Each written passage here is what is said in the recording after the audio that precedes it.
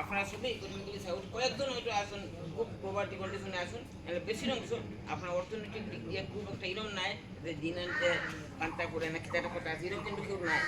আজকে ইসলাম ধর্মের একটা কথা আছে বা বিভিন্ন ধর্মের কথা আছে, আমি আমার আর্জিত অর্থের 40% মানে 1 ভাগ আমি সমাজ দিয়ে দিতাম।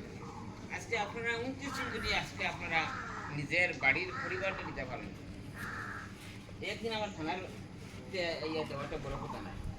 আজকে গ্রামের সুরক্ষা দিতে হবে। আজকে দেখুন আমরা কখনো চিনছি না যে আমরা আইডেন্টিটি চিনছি না, আমরা ডেজিগনেশনে কাগজপত্র দিচ্ছি না।